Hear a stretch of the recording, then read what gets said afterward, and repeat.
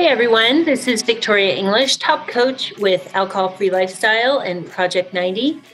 Thanks for joining us today. I am really excited about our guest. I have been following his business for several years. I've not yet gotten there in person, but I can't wait. He is a trailblazer in the alcohol-free world. And when you hear this podcast, you're going to want to jump on a plane or get in the car and go visit his place. I can't wait to talk to you about it. Before we get started, I want to remind you about our alcohol freedom formula. It's free. Our leader, James Swanwick, has put a lot of work into this. It's a quick read. It's got a lot of information, and you can get it at alcoholfreelifestyle.com/guide. If you're listening to this voice and you have listened to me before, I encourage you to book a discovery call with me, Coach V, as they call me in the program. Our program at Project 90 is for high performers who look like everything is all right, but you know it's not. Alcohol is holding you back. You've tried things. You've tried the attributes which make you successful in other areas of life. You've tried those attributes to get this darn thing under control, and it's not your fault. Alcohol is a sneaky, sneaky devil. So book a free call with me, Coach V. Simply go to alcoholfreelifestyle.com/schedule. 15 minutes. We'll have a chat. Let's see if and how we may be able to serve your needs. All right, let's get started. I have Chris Marsha with me today. Chris is a wellness advocate, writer, and founder of Sansbar, SANSBAR. If you're not following him on Instagram, etc., go look him up now, Sansbar. He is in Austin, Texas. Chris has been alcohol-free since February 16th, 2007.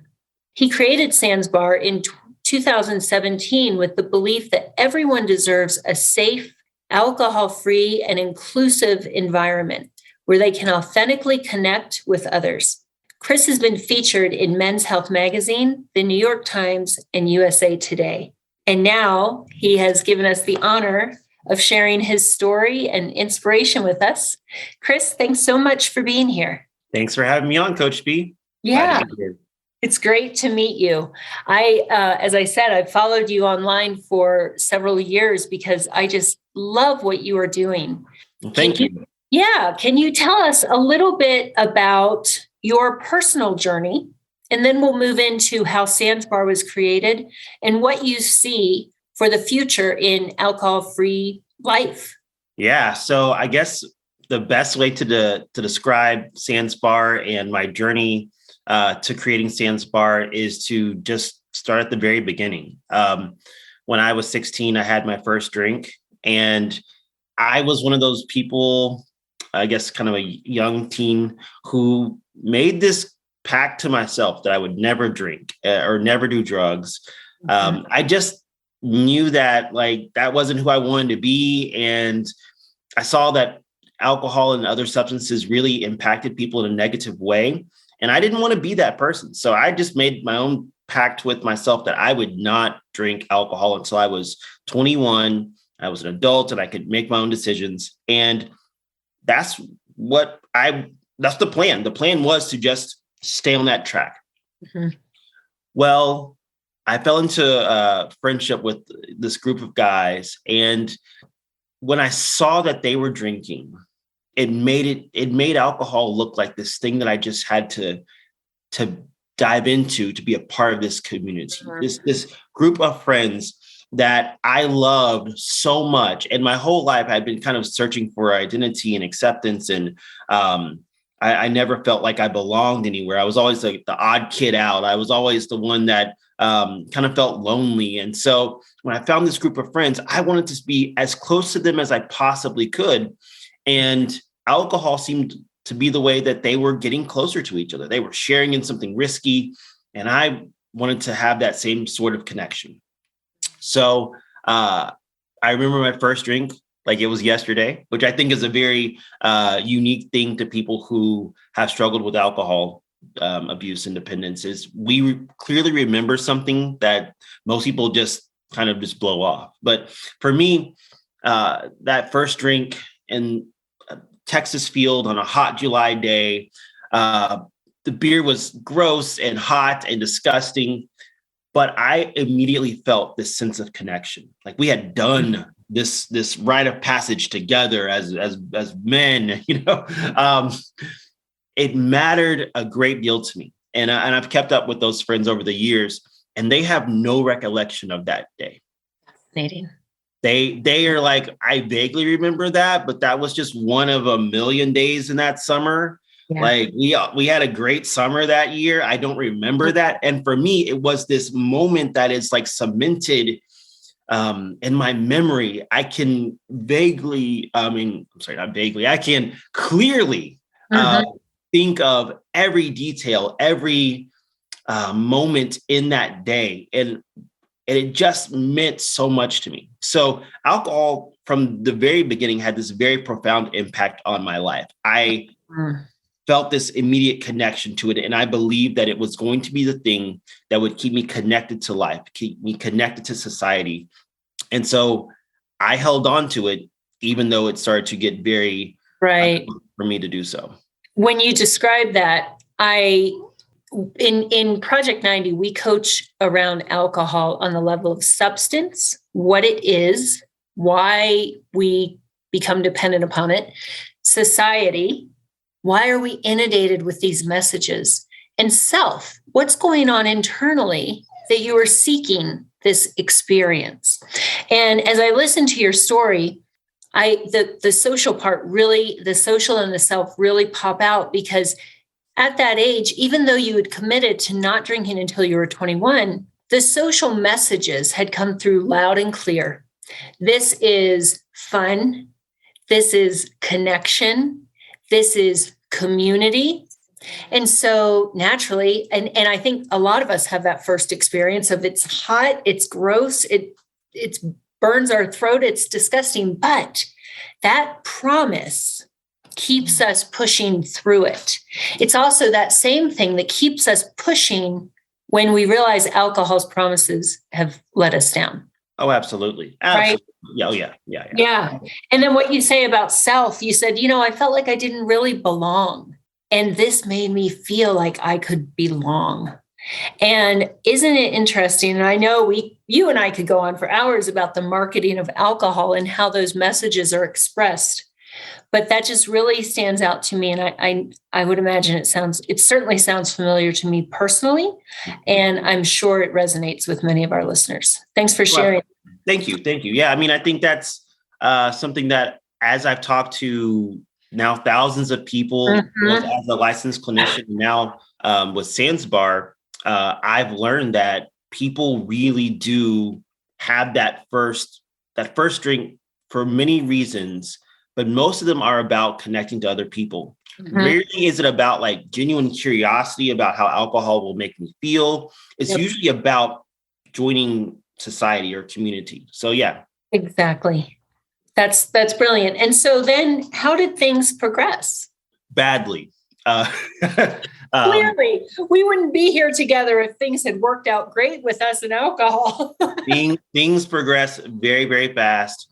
Very rapidly, I found myself unable to stop drinking. At 16, I was alcohol dependent. I was drinking at school. I was the editor of my newspaper, which was a kind of a great example of how my life on the outside always looked like it was going well. Like I was doing life okay, right? It looked like I was doing well. I was a pretty good writer and found myself like able to drink and write a little bit, although not as well as I thought I was. I thought I was doing like this really great job and I wasn't.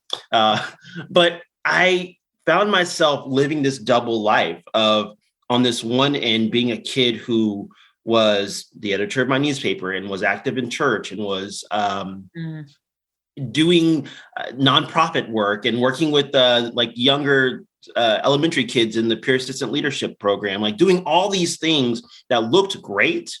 But on the inside, I was just deteriorating. And the alcohol just kept flowing because not only was I drinking for my own kind of self, numbing. But I was also drinking to just keep up with my high school friends. And that same pattern carried itself into college. I joined a fraternity and there was a lot of drinking. And even my fraternity brothers were like, you're drinking way too much. Like, this isn't okay. Like we're all drinking a lot. Like everyone's getting drunk. Like it's college, right? This is college. Everyone's getting drunk, but you're drinking in the morning. Wow. We're not drinking in the morning. You're drinking on a weekday. And it's not just a beer or a margarita. You're drinking a lot of alcohol. Yeah. So it was very clear even then that my relationship with alcohol was very unhealthy. And it was slowly pulling me away from things that mattered and the people that mattered in my life. When you were in high school, did anybody, well, first of all, let's start with self. Did you realize that you were drinking in a very, very dependent way? And did anyone around you know that you had that dual life? Yeah, I think that my internal monitor was saying that this isn't okay. Like I knew, if I'm to be completely honest, the second time I ever drank, I said to myself, this is not good. Like I knew it. I was 16 years old, but I had been through enough life even then to know like, this is not going to end well. Yes. And I knew it. But I just felt like I had to. How old are you? So what year was that you began drinking? So this was 2000. Yeah, 2000. Okay. Yeah, that sounds about right. 2000, yeah. 99, 2000, yeah. And then, because I graduated in high school in 2002. Okay. Yeah, so 2000, 2001, I think would probably be about right. So I drank all through high school. I technically did not graduate on time. They let me walk across the stage because of the things I had accomplished at my high school, but I didn't have enough credits because I wasn't doing school. Wow. And so that was very much how I was living my life, was like always behind, always like getting by just by like being me and being, a fun, charismatic person. Yes. But I get it. Like, that's just like, I could, just be me, and it was great. And a lot of people I think a lot of people wanted to see that was just who I was. And they didn't want to look one layer behind that. Yes. Right. Like they didn't want to look like, man, that kid, he is cranking out a bunch of cool articles and he's doing a lot of cool things, but how is he really? No one really wanted to do that. And I think that was convenient for me because I didn't want to show people behind that, like what was behind that. So I go to college, party it up, and around age 23, things start to really fall apart. I'm drinking alone. I drank because I wanted connection. And all of a sudden, all that connection, all those friends that I was hoping for. And I would dream about going on like road trips with my friends, and like we'd be drinking on the beach in Mexico. I'd have all these like wild ideas, like how we could be like these cool friends. Yes. All of that was slipping away. Right. No one wanted to be my friend. No one wanted to hang out with me. People would go to Mexico and have a good time, and they would just not even invite me. You'd become a cautionary tale. Yeah. Like, don't be like Chris. Don't be that guy. And the more it became this negative feedback loop, the more I felt alone and isolated, the more I drank, which caused me to have more negative consequences, which made people not want to hang out with me. And I found myself going to treatment at the age of 23. There's so many layers to what you just described. And I mentioned to you before we started recording that the science of addiction is so fascinating. And it wasn't until I began to understand, there's always more to learn, but until I began to understand it, that I didn't look at it as a personal failing. This can happen, and I tell our clients this, and I'm saying it to our listeners, this can happen to anybody.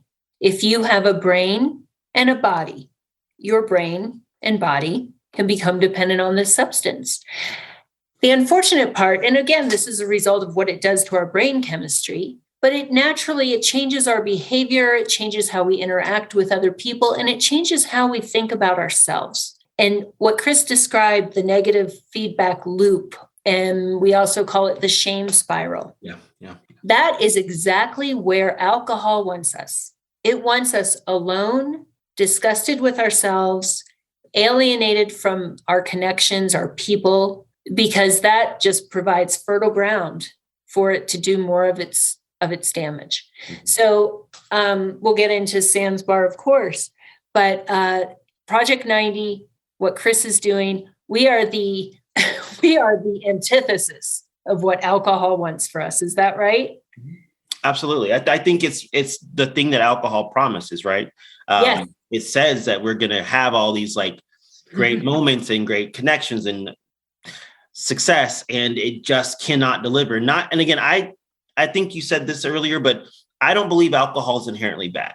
I don't believe you can assign, intent to substances. No more than boric acid is nefarious, or phosphorus is happy. Right. We can't assign things to inanimate objects like that. But I do think that we put a lot of expectation on alcohol to do a lot of things. And for me, I put a lot of expectation on alcohol to give me that connection, to give me community, to give me the sense of self that no substance was ever designed to do. Nothing in this planet can give me that sense of self. That is so insightful. I love that. Right. Alcohol. We do put a lot of expectations on alcohol. Fix my life, make me more attractive, make me funnier, make me all these things, make me a better dancer. and it's not alcohol's fault. Like, right. We like to vilify, and I get it too, because I was really, especially when I started Sans Bar, really guilty of vilifying alcohol. Mm-hmm. And alcohol's not the enemy. Now, big alcohol and the people that create and make alcohol and market alcohol, their intentions are a little, villainous, but the substance itself, and that's how I've learned to make peace with the actual liquid of alcohol. It's like, we just are not meant to be together. Does not mean that you liquid are a bad thing. I like that. Yeah, then I'm afraid of it my entire life. And it's just like, yes. I'm not gonna be afraid of a liquid. I'm afraid of the things that are around that liquid and the expectations I put on it. That's a really good point. I like that a lot. Thanks for bringing that up. Thank you. Thanks for bringing that up. When you spoke about the year 2000 and having that first drink, when you may have realized, I have an issue, what do I do about this? Did you have any sort of role models to turn to? Any other very young men who were successful, doing okay? Did you have anyone to look to and say, man, what do I do about this? What was your idea of a problem drinker? What was that person? Well, I mean, I think those are two different questions. So to answer your first question, I did have men in my life that I could turn to. Okay. And those men would have been more than willing to meet me where I was at and help me, get me into treatment or whatever path would be the best at that age. I definitely had men in my life who were good men, right? And who just were incredible men. I felt so ashamed that I could not take care of this myself, that I hid from those good men. I did not want them to think that I was not a good person. Right. And I guess that goes into your second question of like, what did I think of as a problem drinker? And I think in my mind, a problem drinker was someone who was impotent, who was incapable of doing anything in this world, who could not fix themselves, was therefore not worthy of being fixed. And I never really thought of it as like someone who has a problem with alcohol being the person under the bridge. That was never my opinion, because I knew a lot of people who were mildly successful in life and had a serious alcohol problem. I mean, Yes. when I just said that right now, I was thinking about, I knew musicians in church. I grew up in a Southern Baptist church, and I knew people that had alcohol problems, but they were revered by the community. They were faith, loving people. They were decently good people. They just smelled like bourbon in the morning. It smelled like booze at church. Yep. Yeah. I asked that because 2000, that was before all of the social media. And so when I was developing my problem, right around that time, I'm older than you, but I was in my 30s, and I had 3 children at the time. Now I have 4. And when I started to question my relationship with alcohol, my idea of an alcoholic mother was some hot mess excuse of a woman. It was someone who her kids didn't have healthy food. They had dirty feet, crumpled clothing, not a mom in a really cute SUV pulling up to school, with color coordinated backpacks and shoes and all that nonsense. So, I marvel at how things are really beginning to change. And when I was on this journey, probably like yourself, I never thought I would be the face of a former problem drinker. Mm-hmm. Look at me, right? Because I was getting away with it in a lot of areas of my life. And so I think for both of us, there's some accolades for people like us who don't have to come out with our story, but we do, because just like anytime you see someone on the screen that resonates with you, you say, wow, I get them. So I just want to thank you for doing that, for having the courage and the wherewithal to realize that you are, like I said before, a trailblazer, not just in business and in this concept of an alcohol-free bar, but just as a man, as a human being. It's a true mark of character, in my opinion. Well, thank you. And I honestly want to encourage anyone listening to this. We need all the versions of what it looks like to struggle with alcohol. I think our 2 stories are similar, but they're also wildly different. Mm-hmm. And I think that's so important, because between the 2 of us, maybe someone gets a piece of what you're saying or a piece of what I'm saying, but there's someone out there who's not going to get anything from either of us. And that's why we all have to tell our story. We have to share our story as we feel safe enough to do so. And I know that that's another whole other podcast, but right. When you feel ready, please share your story. My story is as valid as yours, is as valid as someone just getting started, as someone who has 50 years of sobriety. All stories are relevant and they can all be impactful. Amen to that. Amen to that. Yes, that's great. I learned something a few years ago. Someone said to me when I was coming out with this in a podcast and a book and things like that, I said, oh gosh, this can get really ugly. How do I do this? And she said to me, show your scars, not your wounds. Mm-hmm. And I like that, because it doesn't mean we need to spill every messy, gory detail.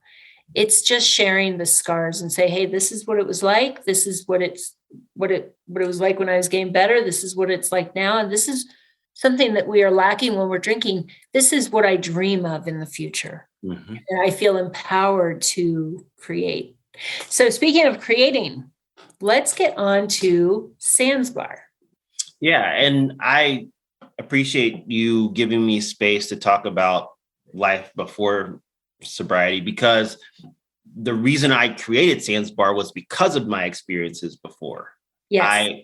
I think if I would have had a different set of experiences when I was drinking, I might have done something completely different with my life. But I stopped drinking at 23, go to treatment. And I know that treatment is one option. And for everyone, there's different paths. And I respect all those pathways to getting better. But mine included treatment. And I went to treatment. I got out and I didn't know what to do with my life, because I was literally 23 years old, which it's still very, very young. It's still very, very young. And I had no friends, no romantic interests, no career aspirations. I had no direction. And someone suggested I go back to school. And I moved up here to Austin and became a licensed chemical dependency counselor. And I did that for about 7 years. And I loved the work. I loved working with people. I was able to use that part of myself that was a journalist. I always was a journalist ever since I was a kid. I always loved the idea of like finding a good story and finding like what is behind that story. And so I was able to, as a counselor, use those journalism skills to understand what was really happening with someone and how we can change the narrative in their life. That was what I loved about counseling. So I did that for a while. I worked in all levels of care, from residential to outpatient, aftercare, detox even. And I had a great time with it, but I was noticing this pattern. Every setting that I was working with pretty much every demographic of client you could think of, I was running into the same sentiment, which was, I know alcohol is a problem in my life. I know I need to stop, but every time I stop, I'm completely alone and I don't know what to do. So I'd rather go out and drink than to sit here alone on a Saturday morning, because I know that the mommy group that I'm a part of does mimosas at 11 a.m. on Saturday. So I'd rather go with them, and I'm going to try not to drink, but I'm probably going to drink, or I'm going to go out to this busy conference and it's going to be lots of activity and movement, and I'm going to be traveling, and we may go out as a team for drinks and I may have a drink. There was just always this idea that I don't want to do this, but in order to engage with other people, I must consume alcohol. And that sounded very familiar to the 16-year-old version of me. Bingo. You nailed it. Right. I love that you took your experience and saw it in others and created a solution. Yeah. I mean, that's kind of the point. I was like, okay, how can we avoid this thing? Because this is the main problem. I mean, triggers and prevention and all these other tools that we give people in treatment are fantastic. And I think that they're great. But I saw that the real need was for help and community on Friday nights, on Saturday nights, during happy hour, on St. Patrick's Day, Cinco de Mayo. Like, we need support in the hard times, not just 8 to 5, Monday to Friday in a clinical office. Absolutely. I'm listening to what you're saying, and there's so many parallels between what we're doing, each in our own realm, because we talk about community, coaching, and accountability. And a big thing that we talk about is recreating the ritual. Just like you said, identifying what is it that you are seeking from this experience. And it's just what you said: connection, community, fun, laughter, all those things that make it great. How do we do that? And so we talk about chilling a nice glass in the freezer, taking it out, observing the ice cubes, popping that Topo Chico, pouring it in with the lime, which I love Texas because you guys have tons of it. We get shortages here in Denver. But, saying, how does that feel? And I joke with our members and I say, you guys, when I'm going to get that Topo Chico, I feel the same anticipatory dopamine rush that I used to feel as I was going to my wine fridge. And they say, no way. And I say, oh, yes. And sure enough, after doing that, because it's telling your brain, we're chilling out, we're going to relax, we're going to just vibe and have a good time. Yeah. So it's amazing how we can recreate that. And you have actually put it at a location. I love it. Yeah. I mean, it really does track with what I know of neuroscience, which is that we can create new neural pathways. And I want to give the brain an opportunity to learn a new experience by going to a space, getting dressed up, walking into a space, and it sounds like a bar. You can hear live music, you can hear glasses clinking, you can hear someone shaking a drink. You can smell fresh rosemary and mint and lime. It smells fragrant and fresh. And you can just feel the warmth and energy of a bar. And if you were to close your eyes, it sounds like you are in any bar in America. Like, it sounds like a bar. And so without the fighting and all the negative stuff. Yeah.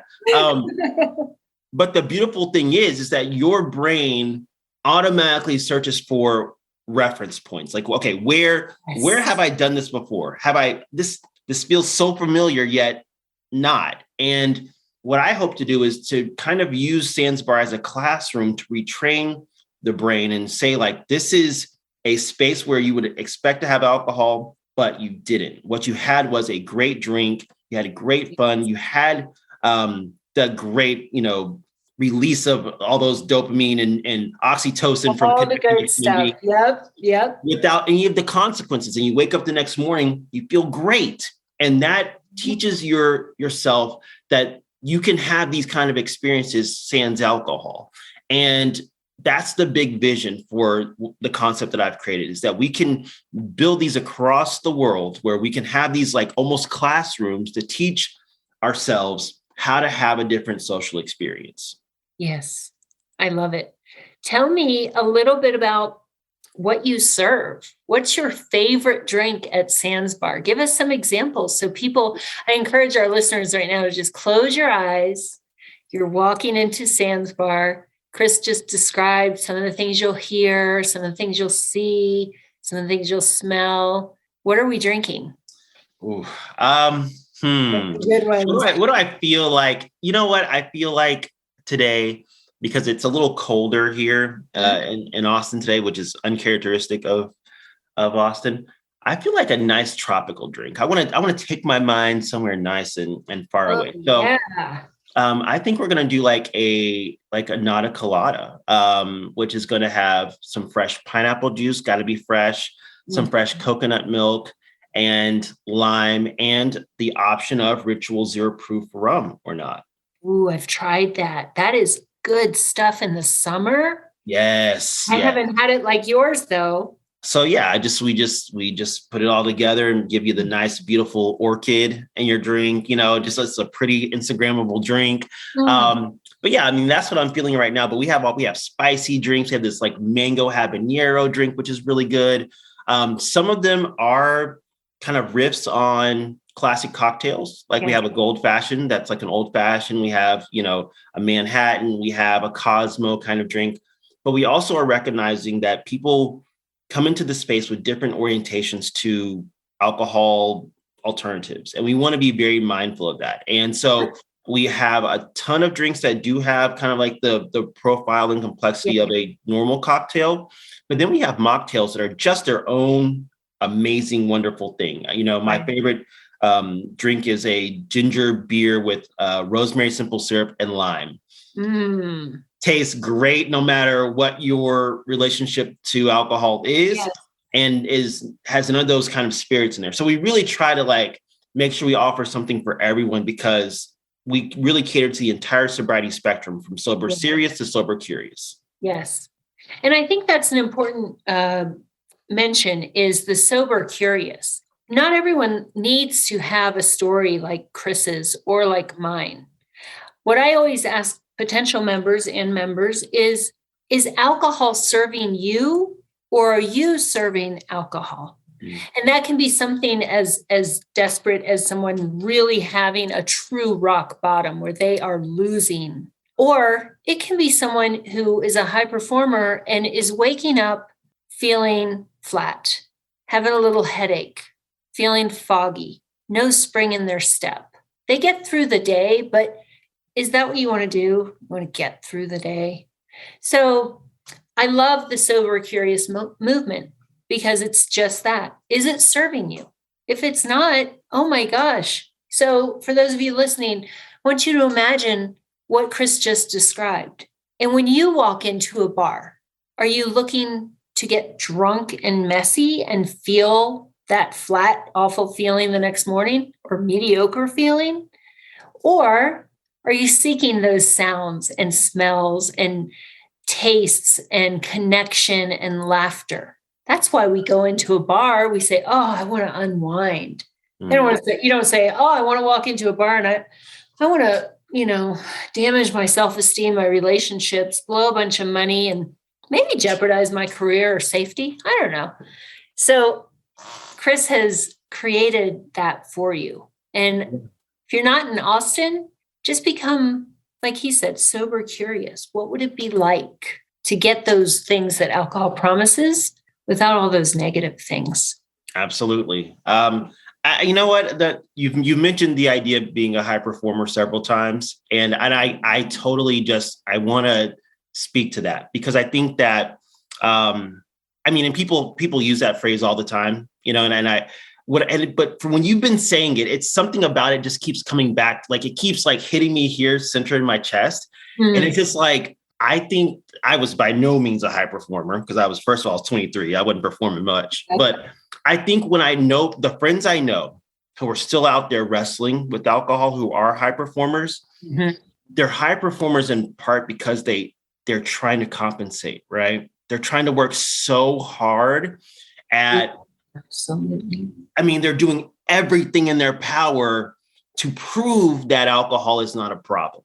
And I don't know, I just as you've been saying it, like I'm just like, oh my gosh, that is it. Like they are really working themselves to death to prove that they have mastery over their life in every other area except for alcohol. Yes. And rather than look at it and say, this is a problem, it's dragging me down and I'm done, they point to everything around them. Look at where I live. Look at what I drive, or to their partners. Look what I got you.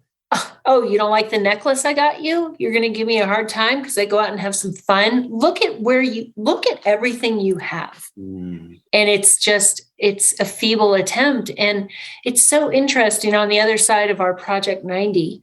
Obviously, people increase their productivity and often earn more income because they're not dragging. But nobody ever says, you know, what I got out of this is I make more money now, so I can buy more stuff. Never. And these are successful people. It's never about that. It's that they have begun to nurture first and foremost themselves and have compassion for themselves. And then it just, well, you know this, the ripple effect. You can't even fathom it. You can't measure it. It's just a thing. Yes. And the value shifts away from things to experiences and connection. Isn't that true? Right? Like it really, that's so true.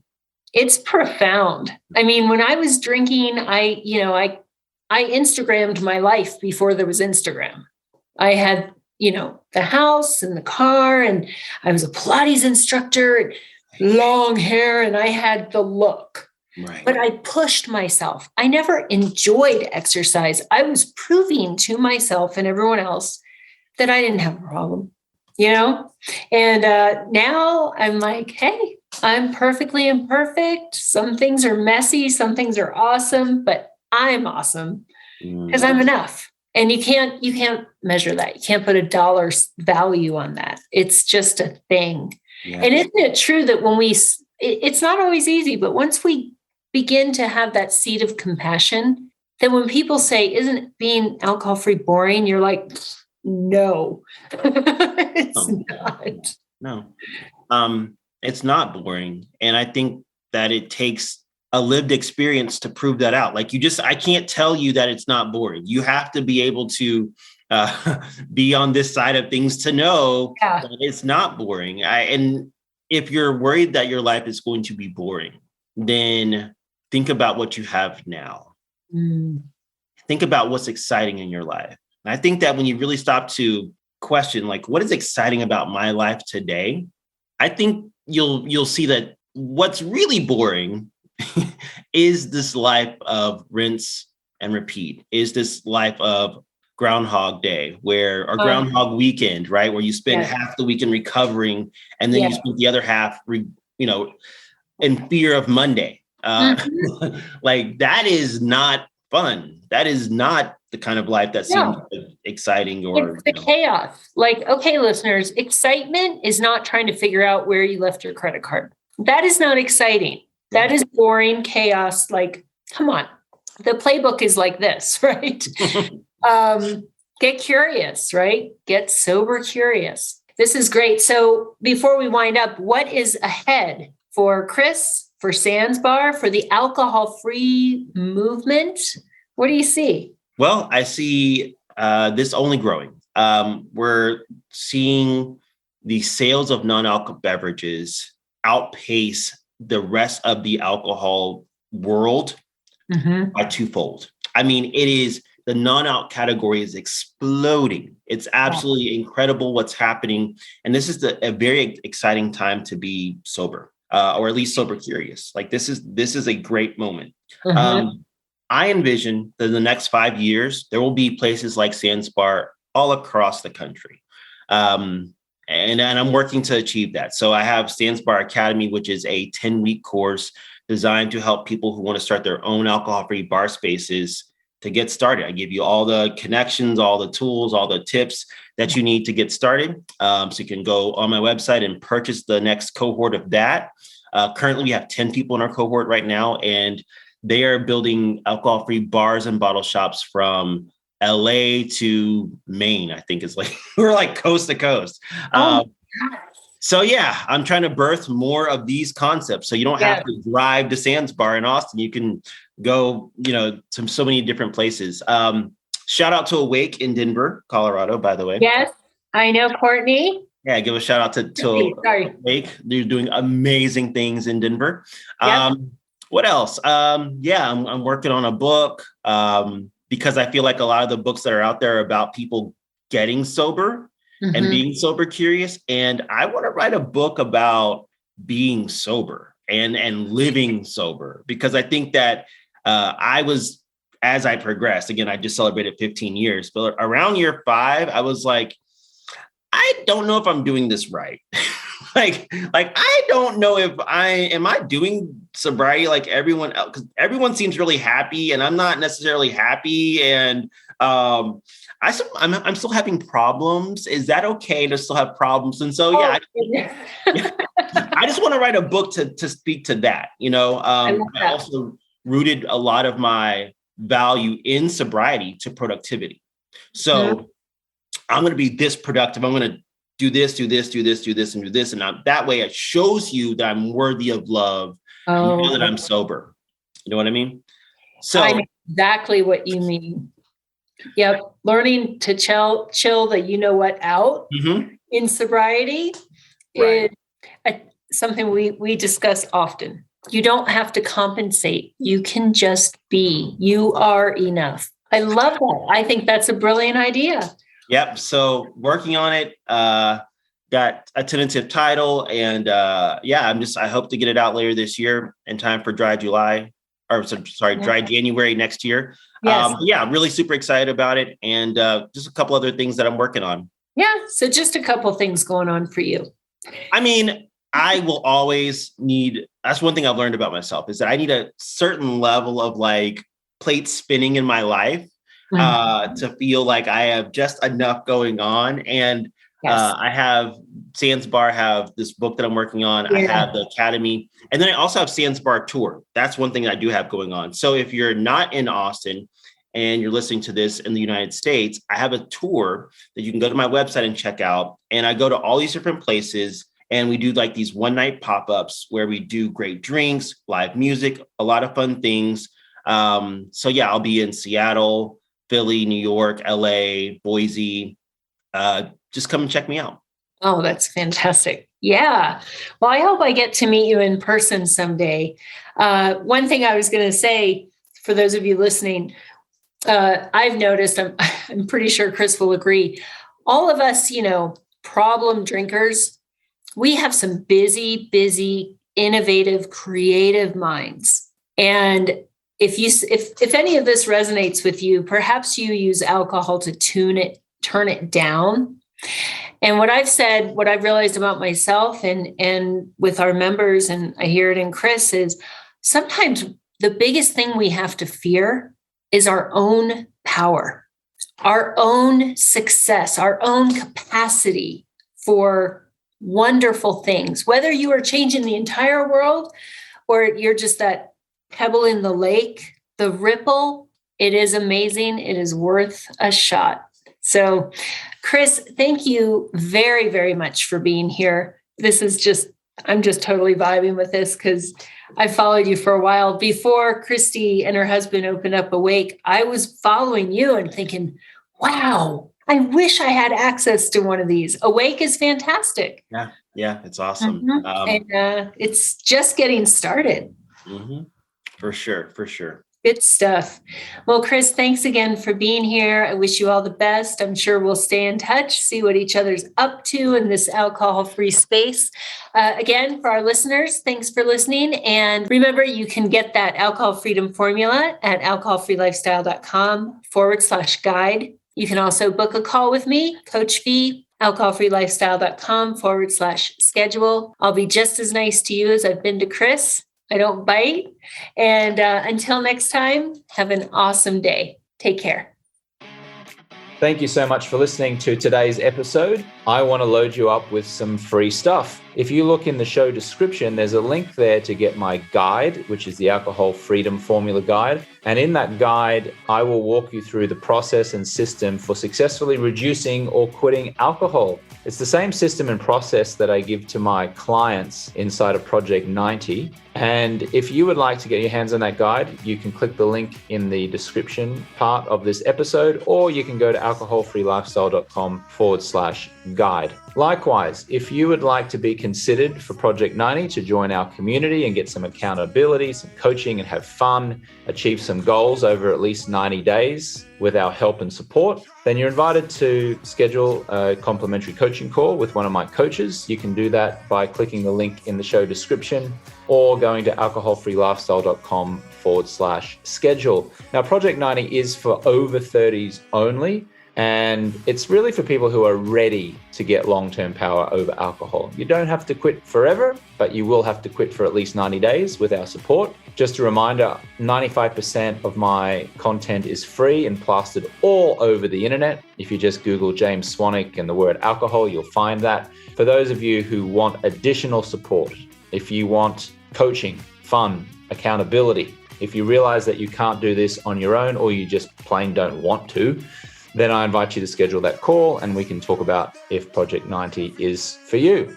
If you would like to take some of my supplements, swanvitality.com is the website. I'll put a link in the show notes as well. I have a liver support product called Loving Liver, which I designed and specially formulated to help remove toxins from your liver after years of alcohol consumption. Again, there's a link in the show description. We've also got a green powder there, which turns into a green juice filled with amazing ingredients to support you and give you energy throughout the day. And there's also a magnesium product, which I take every night to help me prepare for sleep and to sleep through the night. So there's a few options there. Lastly, if this episode or the show in general has helped you or supported you in any way, I would so appreciate it if you would write a review. It really does help the show climb the rankings and expose the show to people who don't yet know about us. So if this show has benefited you in any way and you feel compelled to pay it forward, just writing a short little review, hopefully a nice one, will be so appreciated and I will thank you immensely. Lastly, if you'd like to talk to me about anything at all, feel free to send me an email at james@alcoholfreelifestyle.com. I do read and respond to every email. And you can also follow me on Instagram at James Swanwick. Send me a message there. And I look forward to connecting with you soon. Catch you on the next one.